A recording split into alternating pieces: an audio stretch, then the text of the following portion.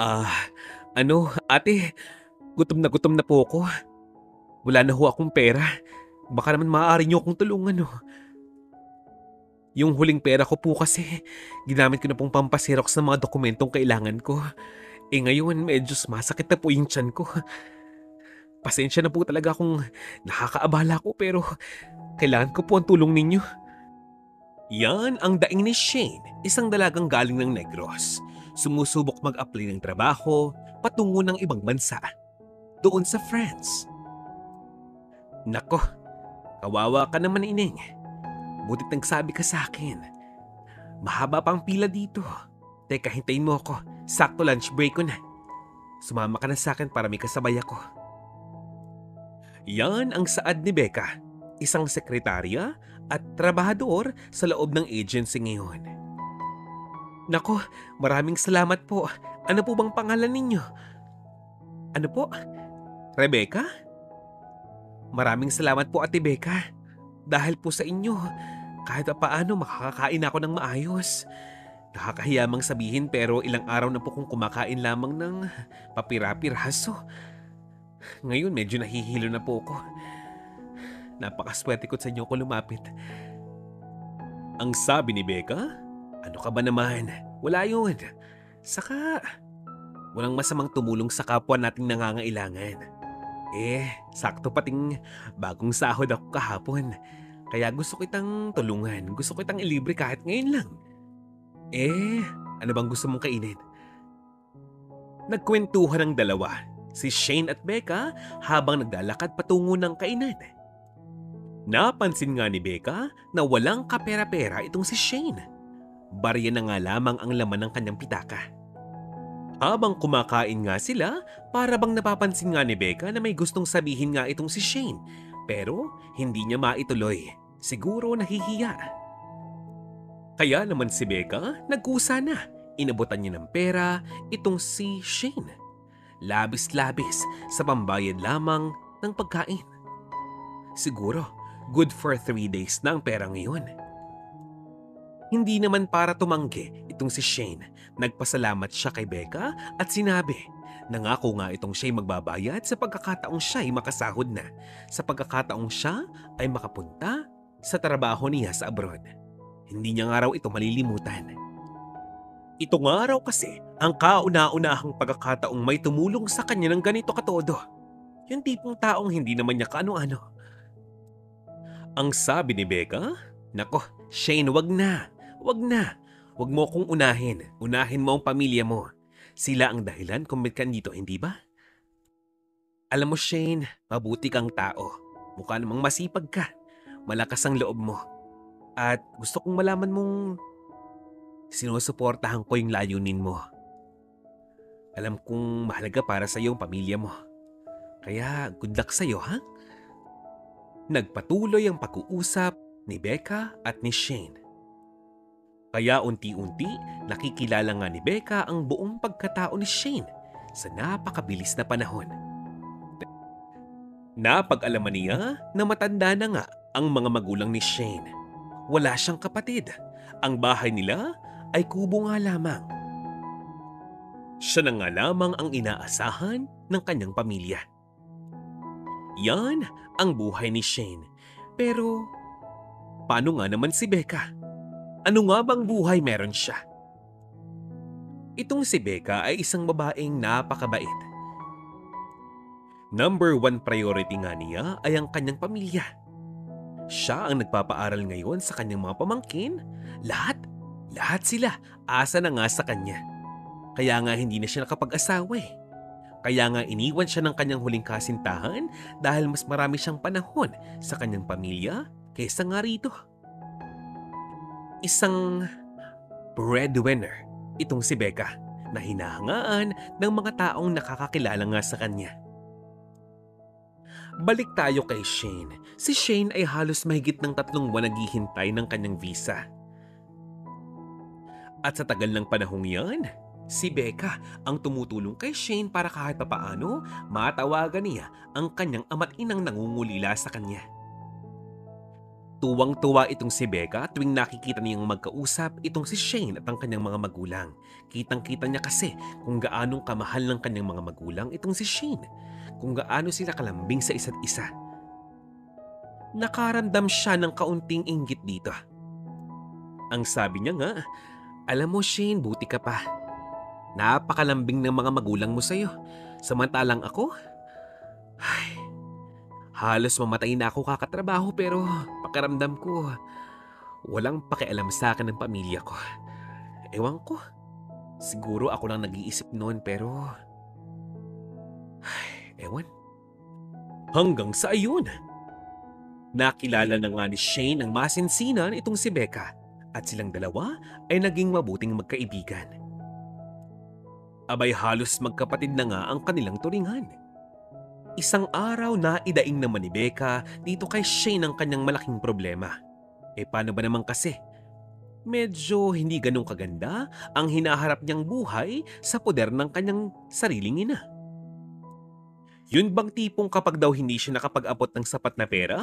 Nako, sari-sari ng mga salita ang kanyang naririnig sa mga ito. Grabe kung makapagsalita ang mga yun. Napakasakit. Magmula nga kasi nang siya'y makapagtapos ng kolehiyo, nawala na ang kanyang ama dahil sa matinding karamdaman at lahat sila sa kanya na nga umasa at naging batugan na ang kanyang dalawang kapatid na babae at parehong naanakan pa ng kanilang mga kasintahan hanggang sa ayon. Walang sasagot ng lahat ng kanilang mga pangangailangan. Sino pa nga bang tatawagin kundi ang dakilang ate, si Becca. Sa makatuwid, sa matagal na panahon, itong si Becca ang gumaganap sa lahat ng responsibilidad ng mga magulang ng kanyang mga pamangkin. Sabay-sabay yan, yung pakiramdam na para kang isang ina pero wala ka namang anak. Pero dapat hindi mo pabayaan ang iyong responsibilidad bilang isang kapatid at bilang isang anak. At sa matagal na panahon, yan ang sitwasyon ni Becca na palagi niyang iniinda at ipinapanalangin sa may kapal. Hindi maiwasang makaramdam ng pagkaawa si Shane kay ate Becca niya. Sa paglipas pa ng mga panahon, itong si Becca ang nagpapalakas ng loob nitong si Shane hanggang sa siya ay makaalis ng bansa. Isang umaga nga, laking gulat ni Becca. May visa na nga itong si Shane. Sa wakas, masisimulan na nga niya ang kanyang pangarap. Nais niyang sabihin ng personal dito kay Shane ang magandang balita. Kaya naman, nang parehong araw na iyon, pinuntahan niya mismo sa staff house itong si Shane. At naabutan niya nga itong nakahiga pa rin. Halatang umiiyak nga ito magdamag. Pugto ang kanyang mga mata. "Shh! Tumahan ka na. Tahan na Shane. Heto na. Ito na ang visa mo. Masaya ako para sa iyo. Dahil dito, maaari ka nang umalis ng bansa. Masisimulan mo na ang iyong pangarap. Para sa iyong sarili at para sa iyong pamilya. Good luck sa iyo, ha? O eto pa sakto bagong sahod ako. Magpa-laundry ka. Lahat ng mga kailangan mo, bilihin mo. Lahat ng personal mong gagamitin sa ibang bansa, kunin mo. Magpagupit ka na rin para kahit paano, presko naman. Huwag mong kakalimutang magsimba, ha? Linggo bukas." Sa Lunes mismo, ako na mismo maghahatid sa iyo sa airport para kahit paano, hindi ka naman malungkot. Ha? Yan ang sabi ni Becca. Ito namang si Shane, walang ibang sinabi kundi, "Thank you, Ate Becca. Maraming salamat sa iyo. Kung di dahil sa iyo, hindi ako tatagal ng ganito. Hindi lalakas ang loob kong gawin ang mga bagay na to." Ang kagandahan pa niyan, nakausap na nga ni Becca ang employer nitong si Shane na isa ring Pilipina. At mukhang maganda ang kanyang record. Mabait naman daw nga ito. Palibhasa ay isang Filipina ang magiging amo nitong si Shane. Nagkakaunawaan si Becca at ang among iyon. Pangako nga niya, hindi siya katulad ng ibang mga Filipinang nakapag-asawa ng taga-ibang bansa na nagbago na ang ugali. Asahan nga raw ni Becca na magiging maayos ang kanyang pagturing dito kay Shane. Kita ni Becca kung gaanong kasabik itong si Shane na magtungo ng ibang bansa. Bagong bansa, bagong bahay, bagong trabaho, bagong buhay. At dumating na ang araw ng Lunes. Inihatid na nga ni Becca itong si Shane doon sa loob ng airport. Medyo nakaramdam nga siya ng kalungkutan dahil magmula ngayon, wala na nga siyang makakasabay sa pagkain. Wala na nga siyang makakamusta sa panahon ng day off niya. Wala na nga siyang maaaring bisitahin.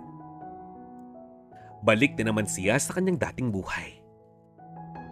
Tulad ng dati, hindi lang naman si Shane ang kanyang tinutulungan, maging mga bagong aplikante na bagong dating galing sa iba't ibang parte ng Pilipinas, inaabutan din niya ng tulong.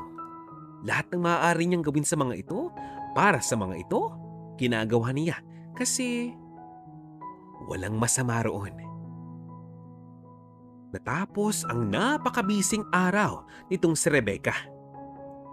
Halos buong maghapon, hindi niya inaalis sa kanyang muka ang kanyang magandang ngiti.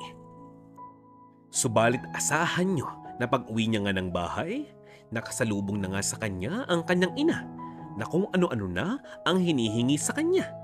Nakala mo baga napakaraming patago. Halimbawa na nga lamang, hinihingan siya ng mahigit sa 200 piso tuwing hapon. Iba pa yung pambili ng ulam, iba pa yung pambayad ng mga bills. Paano pa kaya ang halos linggo-linggong groceries? Kapag wala siyang naibigay o kapag kulang ang kanyang naibigay, sari-sari na ang lumalabas nga sa bibig ng kanyang pamilya. Sa bibig ng kanyang ina at sa bibig ng kanyang mga kapatid.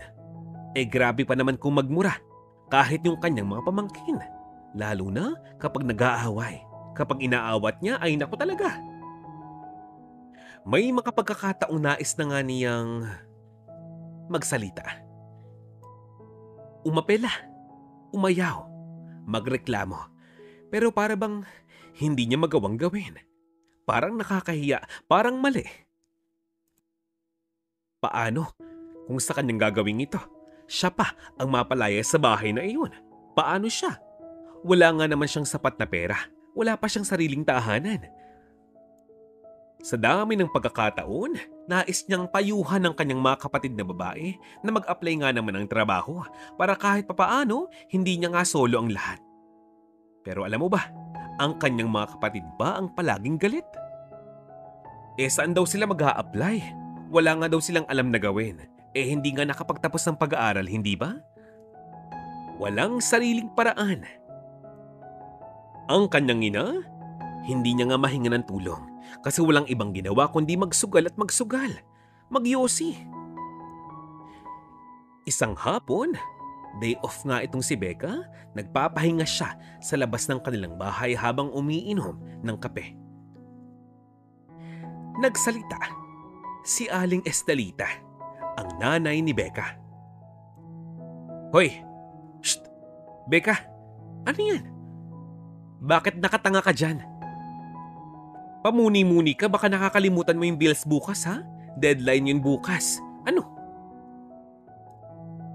Wala ka pang inaabot sa akin, aba? Abay, ikaw. Kung hindi ka nag-aabot pag ikaw ay naputulan ng kuryente, huwag kang kakamot-kamot ng ulo sa akin, wag na wag mo kong sisisihin. Kung maaari isabay mo na ang tubig at yung wifi. Alam mo naman hindi ba? Online classes yung mga pamangkin mo. Pag nawalan tayo ng wifi, yari sila. Kung hindi ka nanghihinayang sa tuition ng mga yun di bahala ka. Pero ang tugon ni Becca, saan nga daw siya agad kukuha ng pambayad ng mga utang at ng mga bills na iyon? Hindi pa dumarating ang kanyang sahod. Mismong siya ngayon namumblema. Bakit nga daw ba hindi pa sabihan ng kanyang mga kapatid na mag-apply ng trabaho? Tutal, nakakapag-aral na nga ng kanila, nakakapasok na nga ng eskwelahan ng kanila yung mga batang anak ng kanyang mga kapatid. Bakit daw palaging siya ang kailangang magbayad ng kuryente, ng wifi, ng tubig samantalang hindi nga siya nakakagamit? Yan ang sabi ni Becca sa kanyang ina. Nagbabaka sakali nga ito na baka sa pagkakataong ito, maunawaan siya ng kanyang magulang. Pero ang sabi ni Aling Estelita, ah, ganon. Siya sige, total mayabang ka na, gusto kong malaman mo. May bago ng kasintahan, ang kapatid mong si Rose, isang foreigner. At alam mo ba, ibabahay na siya sa Baguio City. So, paano ba yan? Bahala ka na sa buhay mo ngayon. Total, parang pinaparamdam mong kapit lamang kami sa'yo ng kapit, hindi ba? Ha? Kapal ng mukha mo. Ang bilis mong makalimot. Baka nakakalimutan mong dahil sa akin nakapagtapos ka ng pag-aaral mo, ha, Becca? Ay nako, buhay nga naman. Pag minamalas ka nga naman talaga. Alam mo, ganyang kakadamot eh. Kaya ka iniiwan ng mga kasintahan mo, di ba? Hindi ka na nga maganda. Hindi ka na nga marunong mag-ayos ng sarili mo. Napakadamot mo pa. Yan, ganyan siya kung kausapin ng kanyang sariling ina. Pero alam nyo ba, wala na nga itong talab kay Becca. Paano ba naman, sa mahigit sa 8 taon, ganito na ang setup ng kanilang pamilya. Sanay na nga siya. Umay na siya. Nang sunod na araw na pumasok nga itong si Becca ng opisina, medyo napansin ng kanyang mga workmates ang kanyang kakaibang itsura, ang kanyang kakaibang aura. Parang napaka-negative na wala na ang magandang ngiti sa kanyang mga labi. Sa mga pagkakataong ito, kadalasan, pinapagaan ng loob niya ng kanyang kaibigang si Shane. Pinapatawa siya, binibiro siya, at kung ano-ano pang pinag-uusapan nila. Pero, kamusta na nga kaya ang dalagang si Shane? Binasa niya ang huling email nitong si Shane sa kanya. Ang sabi nga niya, "Ate, alam niyo ba, ang bait-bait ni Madam at saka nung asawa niya. Kaso medyo matanda na nga ito. May anak silang babae. Mabait din, marunong pang magtagalog, nakakatuwa." Alam mo, Ate Becca, feeling ko, tatagal ako rito. Ramdam ko. Ate, huwag kang mag-alala, hindi kita kinakalimutan. Medyo busy lang talaga ako dito. Pangako ko sa'yo, pag uwi ko, babawi ako sa'yo. Promise ko sa'yo. Banda-banda dyan, pag nakasahod ako, bibili akong bagong cellphone para matawagan kita. Ha? Sa ngayon, nakiki-online lamang ako rito. Nasira kasing cellphone ko kasi nabasag. Naupuan ko pa. Ang tugon naman ni Becca, wag nga daw mag-alala sa kanya itong kaibigan niyang si Shane. Okay lang siya, masaya siya at ang unahin dapat niya ay ang kanyang sariling mga magulang. Maligaya naman si Becca sa buhay ngayon ng kanyang kaibigang si Shane. Bigla niyang naalala, ilang taon ang nakakalipas ng kabataan pa niya, ginusto niyang mag-abroad. Sumubok mag-apply sa abroad, makapagtrabaho at makapag-travel doon. Pero pinigil siya ng kanyang ina, hindi siya pinayagan.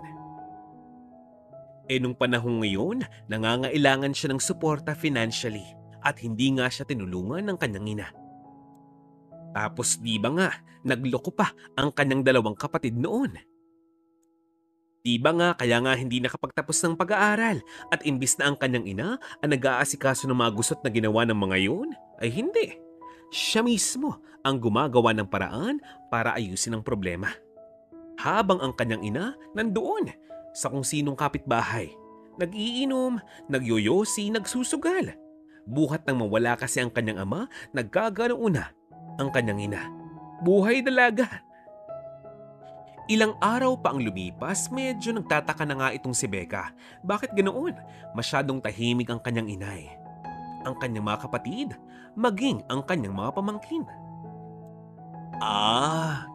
Baka naman dahil nga binayaran na nga niya ang lahat ng bills ng bahay. Wi-Fi, kuryente, tubig, at marami pang iba. At least mga ka-Von Malia kahit papaano, pumayapa naman ang kanyang paligid. Isang araw, nag-iwan ng isang maikling sulat ng kanyang ina sa kanya. Nakalagay nga sa sulat ay pahiramin daw ng 10,000 o kahit 15,000 ang kanyang ate dahil mag-a-apply nga raw ng trabaho. Maaaring malaki nga itong halagang ito. Pero bakit nga naman hindi gagawa ng paraan ni Becca? Ikaw magkatrabaho naman nga daw itong kanyang ate. Natuwa nga ito at inisip nga niya, aba, sa wakas natauhan na ang kanyang ating ngayon. Alam niyo ba, mabilis niyang nagawa ng paraan ng pera. Inaabot niya sa kanyang ina ang mahigit 20,000 pesos. Nagpalabis na nga siya para sa bill sa bahay at pang-grocery na nga din. Ang sabi pa nga niya, siya muna ulit ang bahala habang hindi pa sumasahod ang kanyang ate. Nakaramdam nga ng kasiyahan sa puso itong si Becca. Hanggang isang araw ng Miyerkules, itong si Becca medyo napasarap nga ng tulog. Tinanghali na nga siya ng gising, dalian siyang naligo. Pero ang nakakapagtaka, bakit parang napakatahimik sa loob ng bahay. Dati sa ganung panahon dapat maingay na ang kanyang ina, nagpapatugtog na. Baka nga naman nasa kapitbahay lamang, humuhunta, nakikipagtsismisan, gaya ng dati. Pero itong si Becca, nakakain na, nakaligo na, nag-aasikaso na nga ng kanyang sarili pero wala pa ring pagbabago. Napakatahimik pa rin ang kanyang tahanan. Kapansin-pansin din na para bang lumuwag ang kanilang salas. Basta parang may kakaiba. Yung mga sapatos dapat na nakakalat lamang sa labas, nawawala. Maging mga muebles, flower vase, maging yung TV. Parang, anong nangyari? Nakaramdam ng nerbiyos itong si Becca. Baka nga naman nanakawan sila. Bukas-kas pa naman ang kanilang bahay. Ang bintana ay bukas. Ang pintuan ay bukas. Ang gate, bukas din. Agad siyang nagtungo sa kwarto ng kanyang mga kapatid. Maging sa kwarto ng kanyang ina. Baka nga naman tulog pa ang mga ito. Nakalak pa eh. Baka nga naman habang tulog siya ay pinapaganda ng kanyang ina ang loob ng kanilang tahanan kaya medyo naiba ng pwesto. Pero parang may mali talaga. Kaya lang dahil nagmamadali nga siya dahil malapit na nga siyang malate sa kanyang trabaho, hindi na nga niya pinansin ang bagay na yun. Bandang 6:00 na nga ng hapon noon nang siya'y makauwi ng bahay. Malayo pa lamang, tanaw na nga niya na wala pa ring ilaw ang labas ng kanilang bahay, maging sa loob. Maya-maya pa, isa ring kapitbahay nilang tsismosa ang lumapit sa kanya. Ang tanong nga nito, bakit daw iniwang mag-isa sa bahay? Itong si Becca, bakit nag-alisan ang kanyang pamilya doon? Teka, ano? Sinong umalis? Sinong iniwan? Nagtataka na itong si Becca. Anong sinasabi ng kapitbahay niyang ito? Baka nga naman lasing lang. Pero ang dagdag pa ng babaeng iyon. Aba naman Becca, hindi mo ba alam? Hindi nagpaalam sa iyo ang iyong pamilya, ang iyong inay. Naku naman, dapat hindi na ako nagsalita eh. Pero total, nasabi ko na rin sa iyo eh. Huwag ka maingay ha. Kanina pang madaling araw umalis ang iyong pamilya, sakay ng isang mamahaling van. Aba, kanina nga namang mga 4:00 ata o 3:00 ng hapon, isang truck naman yung dumating para hakutin yung ilang mga gamit sa loob ng bahay ninyo. Akala ko nga'y alam mo. Kawawa ka naman. Iniwan ka na nga ng dati mong kasintahan, iniwan ka pa ng pamilya mo. Buhay nga naman talaga, Becca. Kawawa ka naman. Tara mag-inom. Patakbong nagtungo itong si Becca sa loob ng kanilang tahanan at tama nga ang sinabi ng kanyang kapitbahay. Nagulantang siya sa kanyang nakita. Malinis ang loob ng kanyang tahanan. Walang itinira kahit na ano. Kahit unan, kahit kubot man lamang ni kama. Wala. As in lahat. Lahat hinakot. Samantalang siya ang bumili ng karamihan doon. Biglang pumasok sa kanyang isipan ang huling perang hiningi sa kanya ng kanyang ina at ng kanyang ate. Malamang ito ang dahilan. Napaiyak na nga lamang itong si Becca sa ginawa ng kanyang pamilya. Kaawa-awa nga naman talaga. Isipin ninyo, pamilya na, ginago pa siya. Paano ngayon to? Yung bahay na iyon, nirerentahan lamang ni Becca.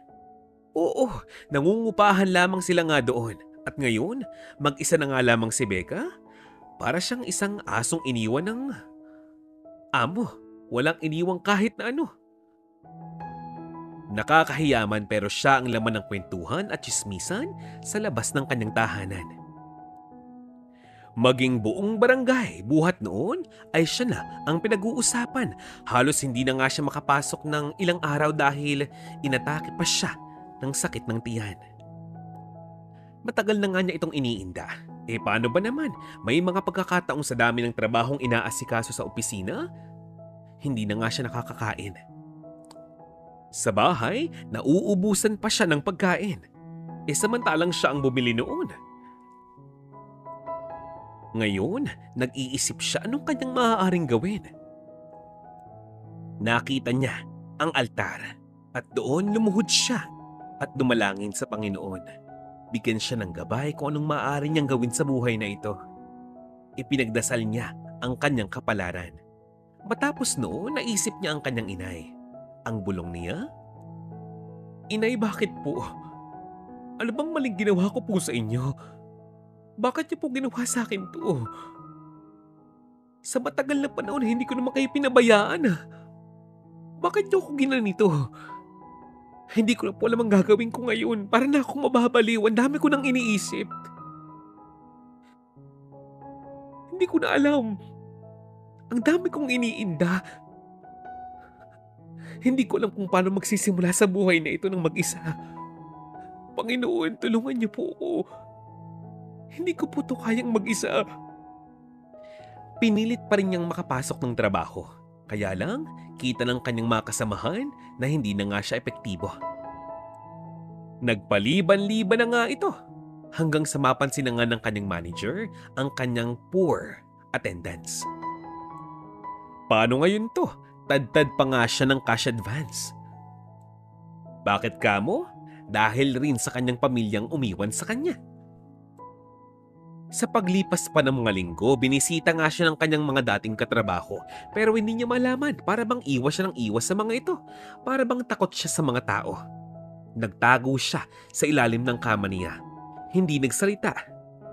Kinig niya ang sinasabi ng kanyang mga kaopisina at sinabing nang scam lamang daw siguro nga ng pera itong si Becca. Bakit daw niya nagawang mandoko pa ng tao? Para saan?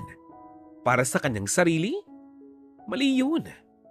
Palibhasa ang mga ito, wala namang alam sa kanyang buhay. Ang tanging laman ng kanyang pitaka ay 500 piso at 100 pisong barya-barya. Inaabot na nga siya ng tamad. Nung bandang gabi na, para bang nakaramdam nga siya ng sobrang sakit ng tiyan. Sinubukan niya mag-CR pero hindi niya magawang makapa kung nasaan na nga ba ang switch. Walang kuryente ang kanilang tahanan. Pagpasok niya ng banyo, wala ring tubig. Paanong hindi? Matagal na palang hindi binabayaran ng kanyang pamilya ang mga bill sa bahay. Hanggang sa magkapatong-patong na nga ito. Ang laki pa ng utang sa mga Bombay sa hindi malamang dahilan. Kinabukasan kasi, biglang dumating yung mga pinagkakautangan ng kanyang mga ate. Hanggang sa ayun, nataranta na nga itong si Becca. Paano ba naman? Siya ang sinisingil ng mga tao ngayon. Halos mawala na nga siya sa kanyang sarili sa dami ng problema ang kanyang iniisip. Hanggang isang araw nakita na nga lamang siya ng kanyang mga kapitbahay at malayong kamag-anak naglalakad sa gilid nga ng kalye. Napakadungis niya. Nagpauli-uli na, paikot-ikot na doon. Narating na nga niya ang dulong bahagi ng kanilang bayan. Sa ilalim ng tulay, may mga mabait na mga matanda doon. Doon nakatira at sinabing kung wala siyang matutuluyan, maaari siyang tumigil sa lugar na iyon. Maaari siyang magpahinga doon. Kung sino pang pulube, kung sino pa yung walang-wala, sila pa ang handang tumulong sa kanya. Hanggang sa ayun, palibhasa ay hindi makauwi. Itong si Becca, kala mo bagay taong grasa na. Maging sariling sapatos, naiwan na kung saan. Napakahirap ng ganong buhay. Inabot siya ng ilang linggo, ilang buwan na ganoon. Hindi nakakapagtakang pumayat ang babaeng ito. Wala ng sustansya ang pagkain kanyang kinakain. Halos tira-tira na nga lamang ito ng dumadaan. Napansin niya na para bang hindi na nga niya maipaliwanag ang sarili niyang aksyon. Paminsan-minsan bumabalik nga siya sa kanyang wisyo at naiisipang umuwi. Nahahanap niya ang daan. Kaya lang pagbalik nga niya ng kanyang boarding house, ng bahay na kanyang inuupahan, nako, ang kanyang mga gamit nakasako na sa labas mismo ng kanyang inuupahan. E paano ba naman? Ang akala nga ng may-ari ng tahanan ngayon ay umalis na nga rin siya. Iba na ang umuupa sa lugar na iyon. Hinahanap niya ngayon ang kanyang wallet, ang kanyang bag, maging ang kanyang cellphone. Pero wala. At dahil sa kawalan, muli siyang babalik sa kanyang dating gawi. Babalik sa ilalim ng tulay at manghihingi. Napakabilis na lumipas ng panahon. Akalain nyo, mahigit ng 4 na taon mula noon. Si Becca, halos hindi mo na makikilala. Napakaitim na, napakadungis na. Ang madalas na nga niyang tambayan ay harapan ng fast food chain. Doon siya kumakain kasama ng iba pang mga taong grasa. Wala na nga siyang pakialam kung anumang sabihin ng mga tao. Alam niyo ba, ilang beses na nga niyang nakita ang kanyang mga dating katrabaho. Ikinahihiya siya ng mga ito. Hanggang isang tanghali, kainitan nga ng araw noon, gutom na si Becca. Ang mga basurahan, kinakalkal niya. Pero wala siyang makitang maaaring makain. Uhaw na ang babaeng ito. Halos umiikot na nga ang kanyang paningin nang biglang may lumapit sa kanyang hindi niya nga kakilala. Ang buong akala niya ay sasaktan siya, katulad ng iba.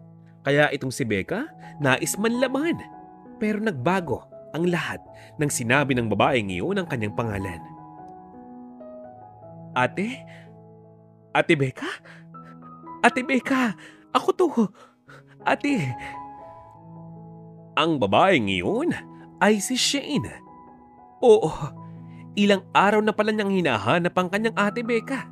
Halos ilang buwan na. Ang dating mga kapitbahay ni Becca ang tumulong kay Shane upang mahanap ang kanyang kinalalagyan.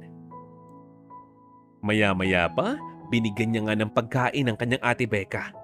Hanggang sa ito ay magkawisyo na. Dahil sa awa kay Becca, agad namang dinala ni Shane sa isang malapit na ospital si Becca at doon ipinagamot, nilinisan at isinaayos. Nang dahil nga sa suporta ni Shane, itong si Becca naging maayos na pagkatapos ng halos mahigit 1 buwan. Habang itong si Becca ay nagpapahinga, bigla niyang iminulat ang kanyang mga mata. Nagulat na lamang siya. Nasa loob siya ng isang eroplano. At katabi na nga niya itong kaibigan niyang si Shane at isang lalaking isang foreigner. Malamang kasintahan nga ito ni Shane. At doon, muling nagkausap ang matagal na magkaibigan.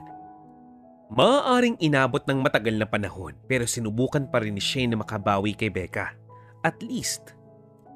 Kaya ngayon, napakalaki na nga rin ang utang na loob nitong si Becca kay Shane.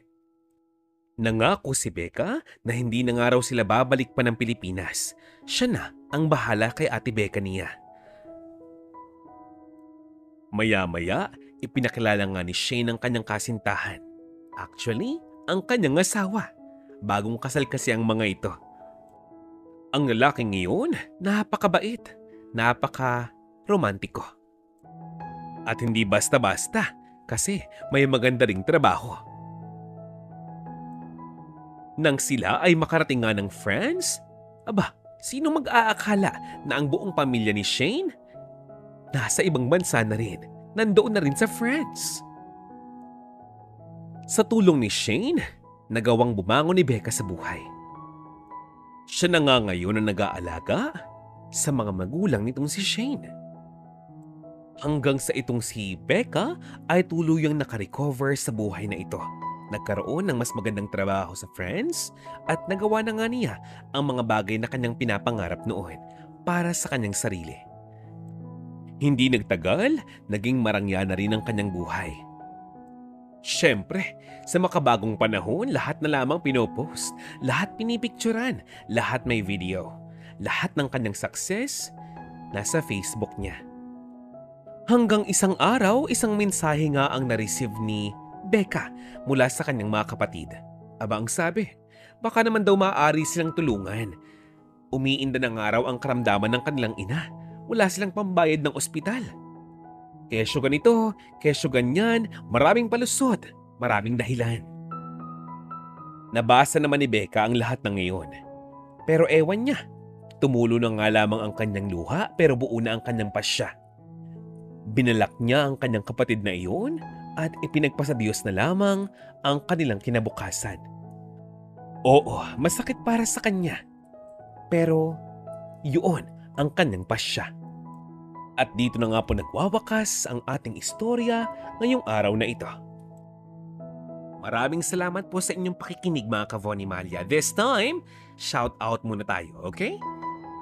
Binabati ko po sina Miss Yusrina Abdullah, Malu Havante, Celia Gonzalez, Jane Gomi, John Harry Mangubat, Astra Casco, Brigida Zosobrado, Maria Manansala, Emily Delayo, Lorna Sarmiento, Hiner Support, Anita Mabanta, Lily C. Akad, at Erlinda Darunday. Hello, Miss Jeniza Pugata, Princess Rucker, Sonia Arcala, at Bong Delgado.